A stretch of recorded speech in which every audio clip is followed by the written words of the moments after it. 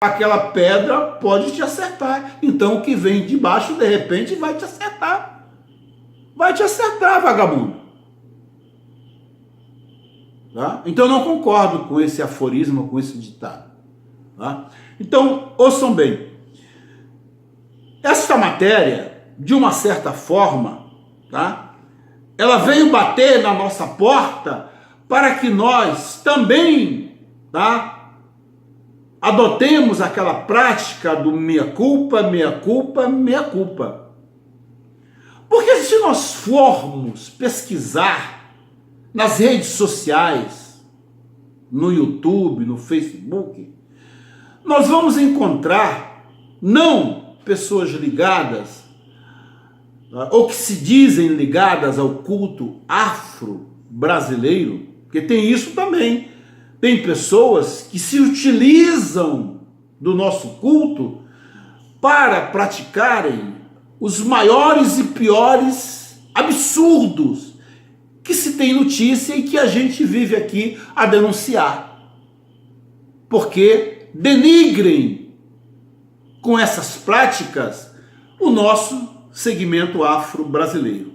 Então vejam bem, então se formos buscar, tá, com calma, com paciência nas redes sociais, nós vamos encontrar aí dezenas, centenas, talvez milhares de vídeos, não de pessoas que se dizem ligadas ao nosso segmento afro-religioso, mas que adotam essa mesma prática, porque nós estamos aqui diante de uma prática de quê? De chamamento. Nós estamos aqui de uma situação mercantilista. Esta que é a realidade. Nós estamos aqui diante de uma situação mercantilista. Só que mercantilista é aquilo que tem a intenção de vender um determinado produto.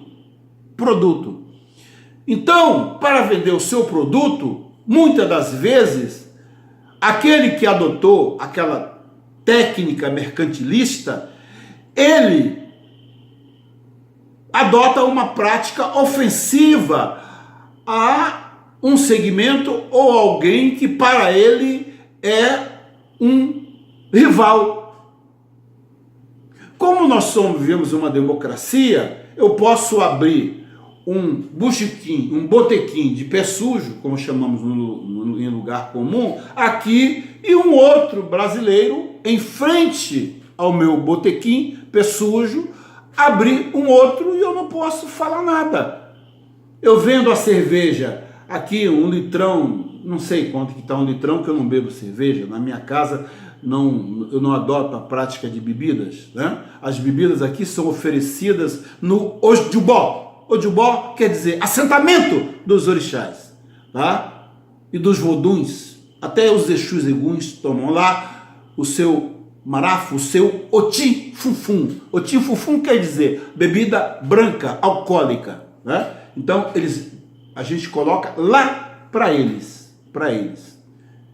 Eles não bebem aquilo, eles absorvem aquela essência que sai daquela bebida, assim como dos ofertórios sangrentos ou cruentos, que são as comidas. Muito bem. Na minha casa é assim. Na casa dos outros eu não sei. Cada um é o senhor, é o rei, é o dono da sua casa. Então, muito bem. Então, um outro cidadão brasileiro abre um botequim, pé sujo, né, no linguajar comum, em frente ao meu. E começa uma disputa. Eu vendo cá 1 litrão de cerveja, não importa a marca, eu não estou aqui para fazer merchandising, propaganda, né, de nenhuma empresa vendedora de bebida alcoólica, principalmente cerveja. Eu vendo aqui a R$8 e ele lá vende a R$ 7,80. Aqueles 20 centavos, numa época de crise que o Brasil vive. Eu acabei de ver, de escutar, ver no Jornal Nacional, que o índice de desemprego está na faixa de 65 milhões de brasileiros na rua da amargura, desemprego.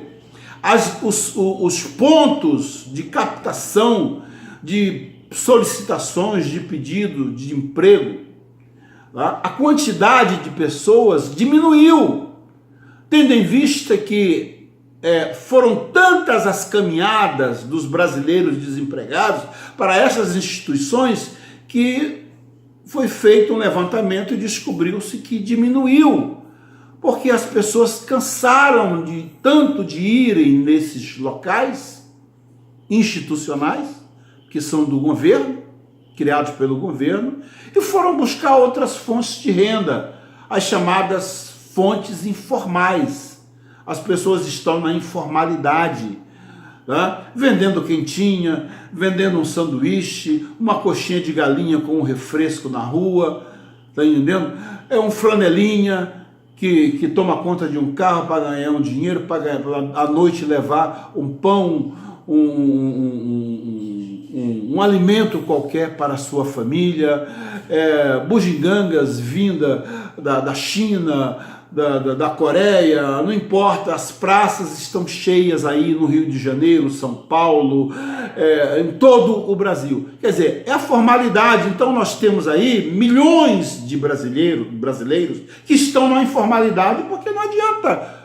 Desde 2000, eu não digo, a imprensa diz que é desde 2014, desde antes de 2014, que nós já estamos nessa situação de petição de miséria.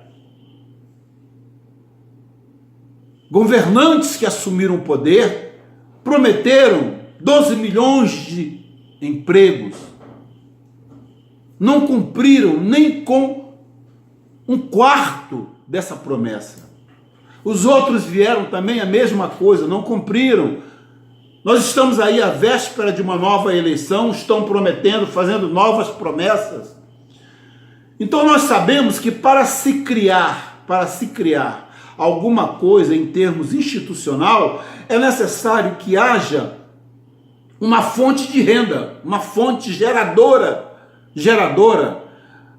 de onde irá se tirar o dinheiro para se criar aquilo. Vamos reativar o projeto da rede ferroviária Norte-Sul, Leste-Oeste. Mas antes de fazer isso, é necessário que os nossos legisladores criem, apontem de onde o governo vai tirar o dinheiro para reativar o projeto da rede ferroviária Norte-Sul, Leste-Oeste do Brasil, que está parado aí. Bilhões foram gastos, desviados, desceram lá pelos canos das lava-jatos da vida e está parado. Hoje nós não temos o transporte ferroviário, não temos, como no passado. Hoje o transporte é todo feito em cima de rodas. Transporte rodoviário de mercadorias, de víveres básicos, de instrumentos básicos para hospitais, remédios, tudo depende do quê? Do transporte rodoviário, ou seja, eu estou falando dos caminhoneiros, dos caminhões. Vejam vocês o poder que eles têm, que eles pararam o Brasil. Faltou o feijão, faltou o arroz, faltou o pão, faltou cebola, faltou tomate, faltou tudo. Quer dizer, as pessoas tinham o dinheiro, mas não tinham onde comprar, porque não tinha. Nos centros de abastecimento, que é denominado de ceasas, não havia a mercadoria. Por quê? Porque eles estavam parados no Brasil inteiro, brigando por um direito justo deles, brigando por uma melhoria no valor do frete, brigando por uma diminuição no valor do litro de óleo diesel que faz mover os motores das carretas e dos caminhões, tá? Entre outros requerimentos que eu classifico de direito. E o governo teve que ceder, não aquilo que eles queriam, mas teve que ceder. Foi que a gente então começou. Ficamos sem combustível, o Brasil parou. Ficamos sem poder sair de casa porque não tinha gasolina, não tinha etanol, álcool. Fazer o quê? Nós somos autodependentes desse modernismo. Não é como no século passado, que pegava-se um tilbury, uma charrete, uma carroça, montava-se no lombo de um cavalo e você ganhava a estrada e você cumpria com o seu dever. Quer dizer, isso é passado. Hoje nós estamos no século XXI, terceiro milênio. Nós estamos mais do que nunca dependente desses modernismos. Então, a greve dos caminhoneiros veio demonstrar o quanto que o Brasil está fragilizado. Está fragilizado.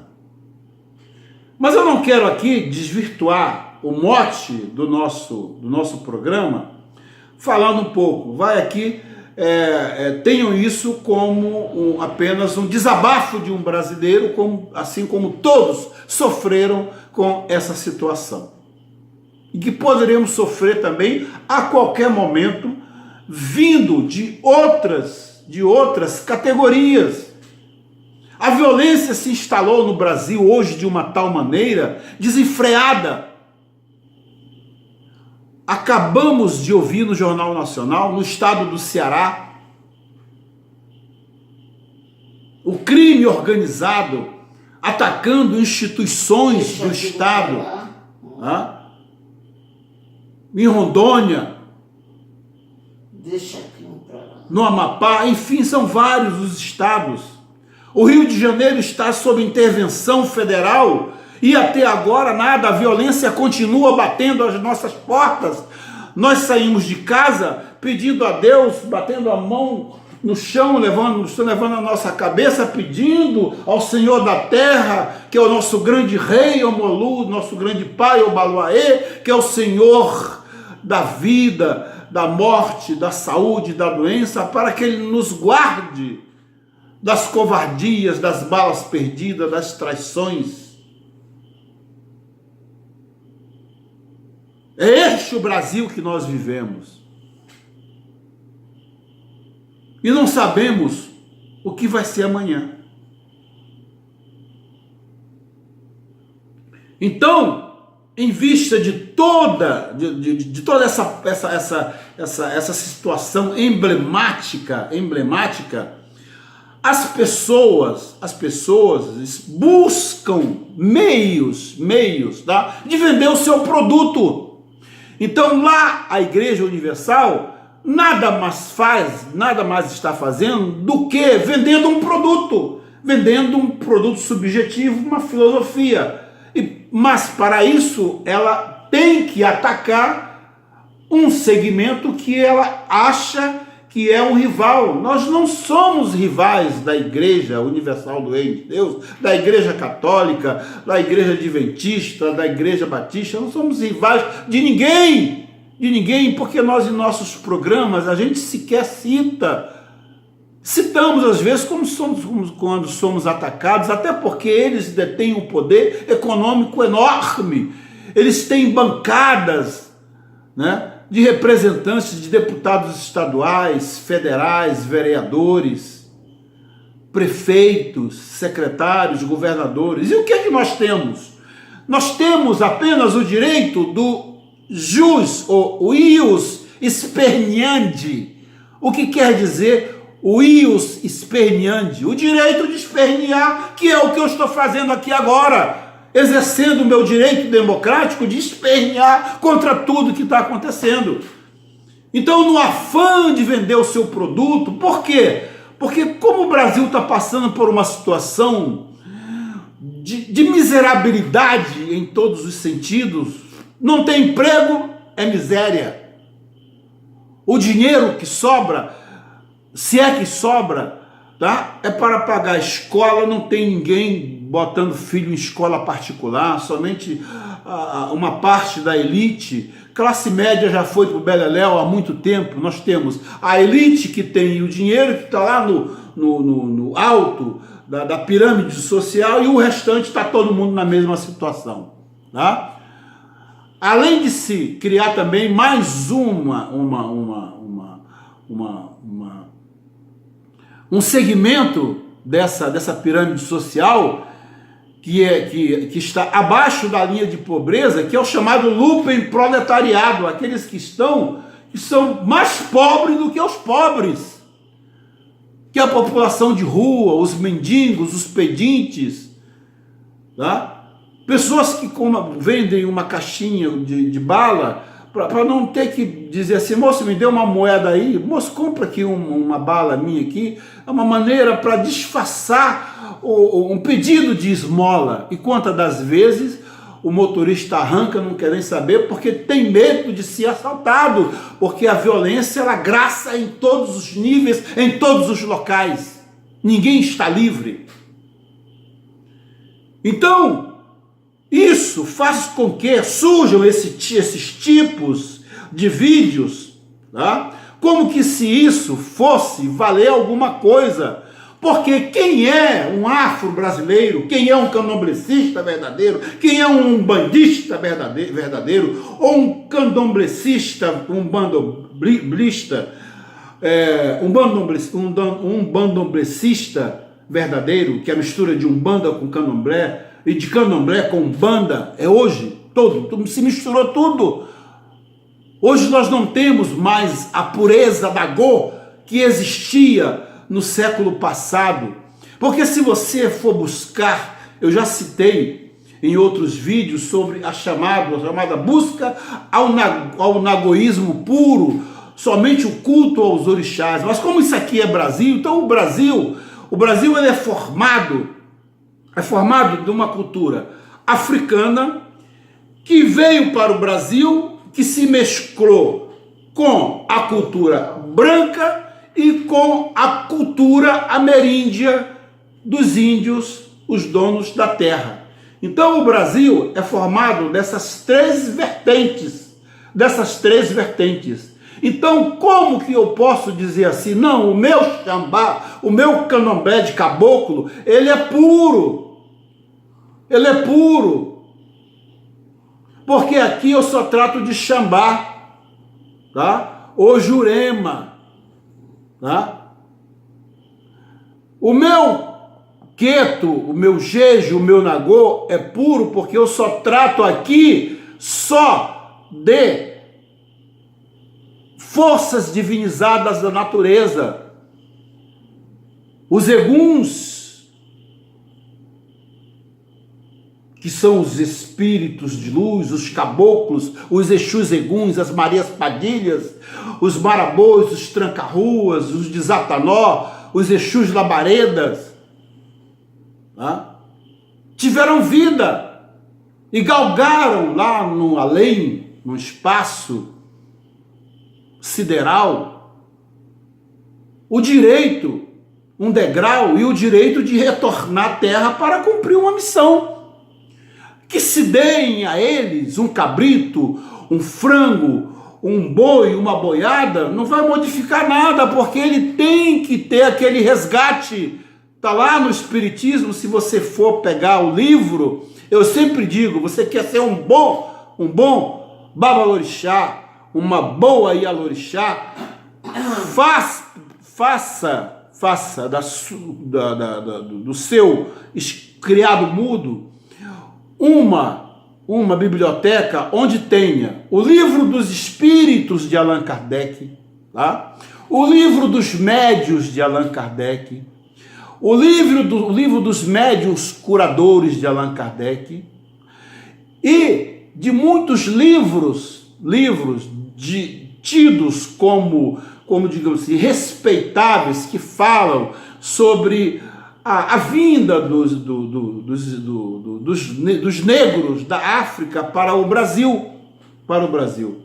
Até porque, até na literatura também, nós temos os enganosos. Nós temos livros que são verdadeiros sucessos de prateleira, de pessoas que resolveram escrever ou pediram para alguém escrever sobre um determinado segmento afro-brasileiro, tá? Como se não existisse esse entrelaçamento, tá? De raças, o negro, o branco escravizador e colonizador e o índio. Isso sem falar na influência também da igreja que exerceu sobre a formação da cultura brasileira. Então, gente, diante de tudo isso, então vivem todos a buscar um meio de vender o seu produto. Então, como eu disse lá atrás, de torno e retorno, tá? Isso aí não é um mérito ou desmérito, tá? Somente da Igreja Universal, desse pastor, desse preposto, objeto dessa ação, porque quantos dos nossos irmãos, tá? Eu ainda tenho a consideração de chamá-los de irmãos, tá? Que postam nas redes sociais, tá? Como fazer um feitiço para a pessoa conseguir derrubar um inimigo, tá? Derrubar, vocês já sabem que sentido que eles falam, né? Tá? Tornando programas aí que eu vejo, vídeos que falam dos nossos Exus, que são espíritos de luz, verdadeiros demônios, tá? Não se brinca com Exu Marabô, que Exu Marabô é um Exu que mata. Tem uma cantiga que fala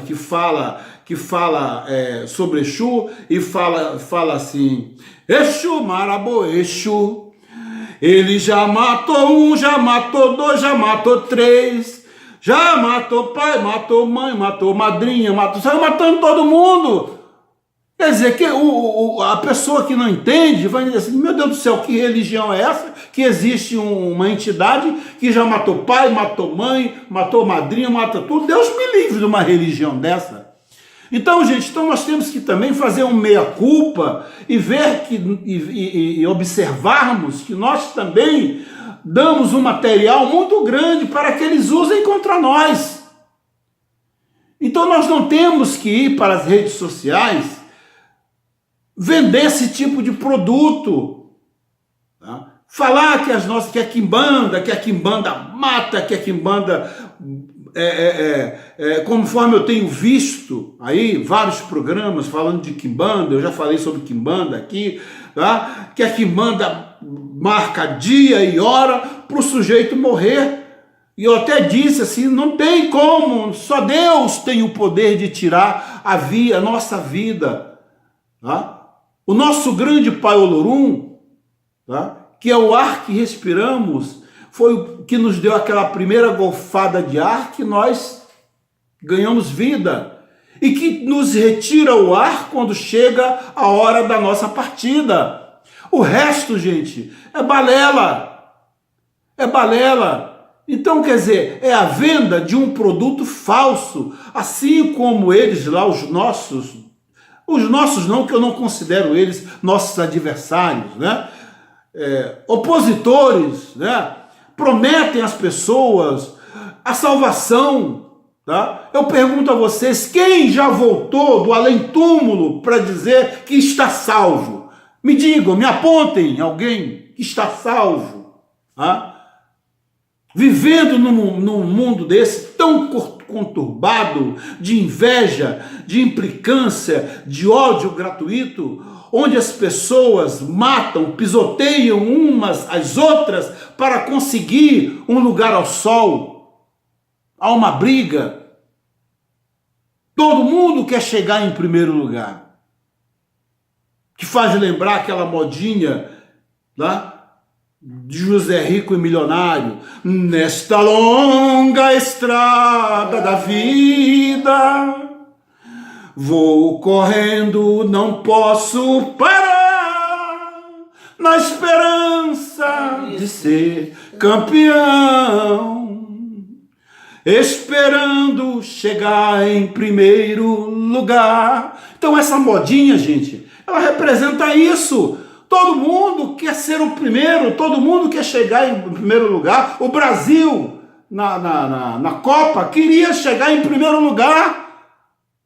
E com todo o futebol, com grandes estrelas, né, nós fizemos até um futebol, jogamos um futebol bonito, mas deu no que deu. Mas a vida é assim, é um ganha e perde. Então nós temos que nos acostumar.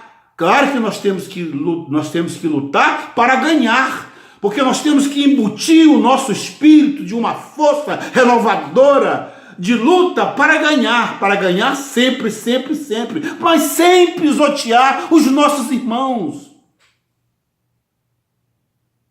Se é um inimigo que quer nos destruir, aí sim vamos procurar um terreiro afro-brasileiro, vamos conversar com o zelador de orixá, ele vai jogar os merindiloguns, que são os búzios, ou ele vai consultar com uma entidade, com um exu, com uma pombagira, com um preto velho, com o caboclo, que tem uma visão maior, tem uma luz maior, e vai dizer se você é merecedor de que se faça alguma coisa para você sair daquela situação. Se você for vítima naquela situação, com certeza nós iremos mexer se necessário, todo o universo para tirar aquele inimigo do seu caminho. Porque as pessoas hoje não estão medindo esforços para conseguir as suas benesses, os seus objetivos, os seus projetos. Todo mundo quer ganhar. E a grande maioria, desonestamente, criam-se rede de intrigas, criam-se modalidades de ódios mais do que nunca acirrados para se conseguir vender um determinado produto. Então, o juiz, quando negou a liminar, ele diz aqui que não se trata de uma ofensa, praticamente é um segmento religioso, mas sim uma modalidade de se vender um produto. Eu até dou razão ao juiz que denegou a liminar, porque essa é a realidade. Por quê? Porque assim como nós, eu não vou dizer nós não estamos desesperados, porque nós, afro-brasileiros, que temos nossas casas de orixá, nós temos outros meios de manutenção.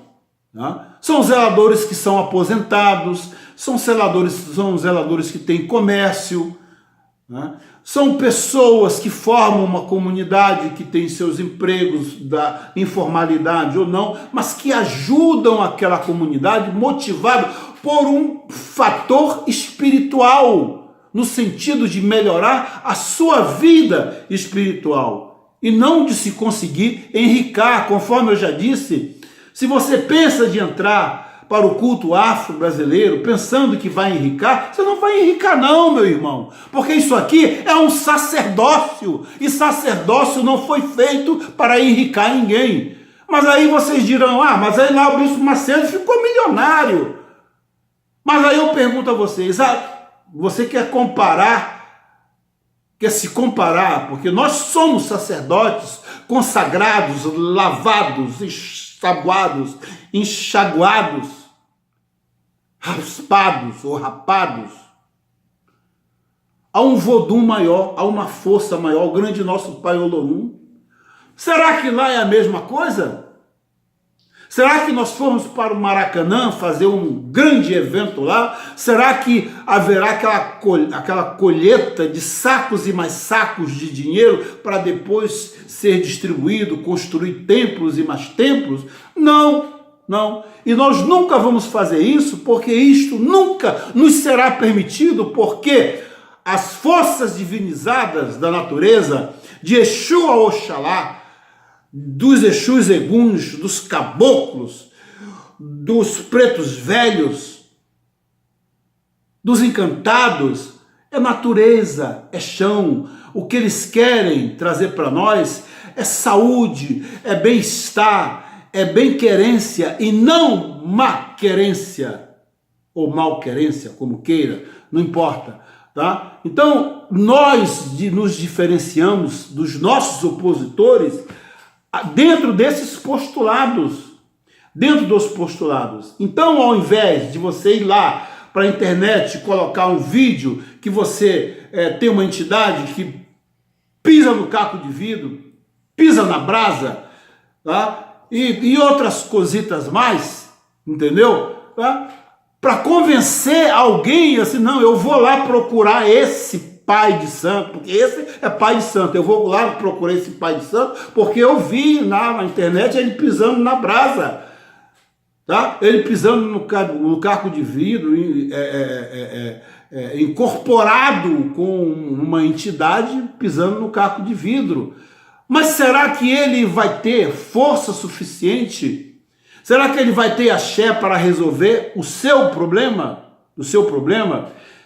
Eu abro aqui um parêntese para falar para vocês. Quando eu era criança, a minha mãe ela ia escondida para o tambor. Lá no Maranhão não se fala candomblé, o culto afro, fala-se tambor. Tambor já sabe que é culto afro-brasileiro, tambor de Minas. Então minha mãe ia escondida. E uma zeladora muito antiga, amicíssima da família Sarney, tá? Porque eu era criança, e lá na minha casa, lá no bairro de Fátima, em São Luís do Maranhão, a minha casa era um comitê eleitoral, desde que José Sarney, na época, foi candidato pela primeira vez a deputado estadual. Então eu tenho uma prima que era cabo eleitoral, foi cabo eleitoral dele, desde aquela época e até hoje, com quase 80 anos, continua sendo. Bem, muito bem, então, essa senhora, ela era muito famosa, porque ela era uma grande feiticeira, então minha mãe frequentava a casa dela, tá? Então, naquele tempo, já havia o chamado engodo. O que é engodo? Engodo espiritual. Aquelas pessoas que fingem-se estar incorporadas, né, para chamar a atenção, né? São autossugestionadas, alguns nem fingem, se autossugestionam e, como a gente fala no linguajar comum, dão caboclo, dão vodum, dão orixá, né? Orixá pelo lado Nagô, vodum pelo lado Jeje, dão encantado, ou seja, incorporam, né? Ou entram em transe, né? Então, muito bem. E eu lembro que essa zeladora, essa vodum Chirê, ela era muito criteriosa quanto àquilo. Então, quando ela viu as pessoas